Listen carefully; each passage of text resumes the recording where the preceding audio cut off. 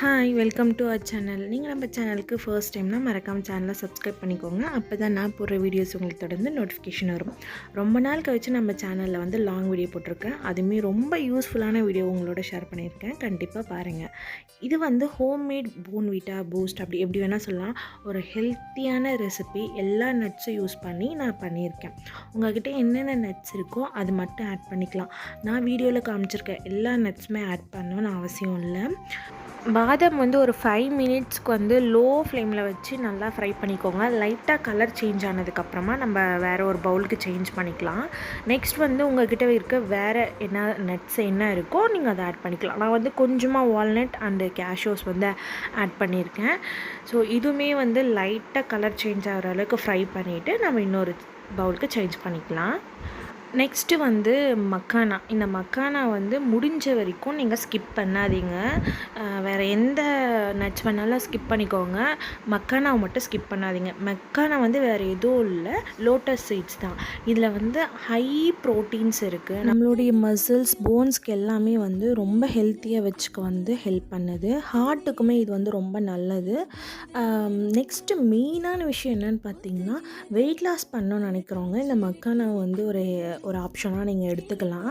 ஒரு ஸ்நாக்ஸா இல்லை weight loss பண்ணுறப்ப வந்து நீங்கள் ஏதாச்சும் ஒரு ஸ்நாக்ஸ் சாப்பிட்ணுன்னு தோணுச்சுன்னா நீங்கள் இதை யூஸ் பண்ணிக்கலாம்.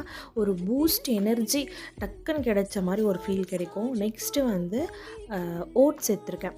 ஓட்ஸுமே உங்களுக்கு தெரியும் வெயிட் லாஸ் பண்ண ஹெல்ப் பண்ணுன்னு சொல்லிட்டு.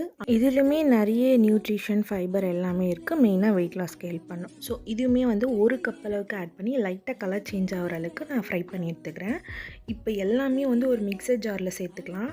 எனக்கு வந்து அதிகமான குவான்டிட்டி இருக்குன்றதுனால நான் கொஞ்சம் கொஞ்சமாக 2 பேட்சாக வந்து இதை நான் கிரைண்ட் பண்ணி எடுத்துக்கிறேன்.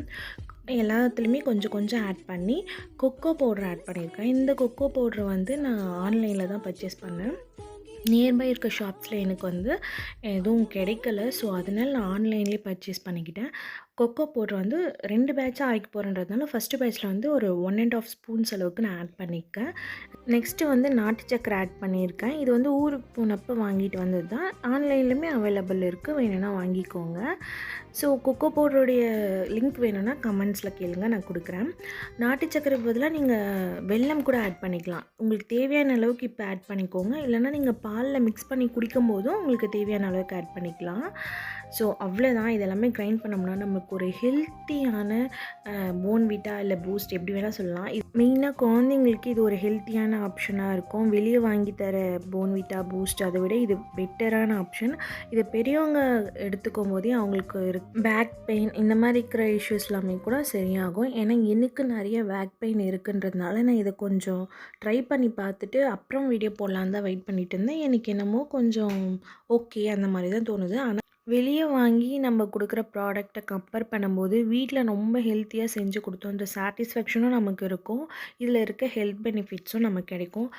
மார்னிங் வந்து எதுவுமே நம்ம சாப்பிட மாட்டோம் அப்படின்ற கேட்டகிரிஸ் நிறைய பேர் இருப்பாங்க. ஸோ அவங்களுக்கு எல்லாமே வந்து இது ஒரு நல்ல எனர்ஜி ட்ரிங்காக இருக்கும். கண்டிப்பாக ட்ரை பண்ணி பாருங்கள். நம்ம தமிழ்நாட்டில் வந்து மழை இப்போ எப்படி இருக்குது, இங்கேருந்து பார்க்குறீங்க வீடியோவை, அவங்க வந்து உங்கள் ஊரில் எப்படி இருக்குது இப்போ கரண்ட் சுச்சுவேஷன் சொல்லுங்கள்.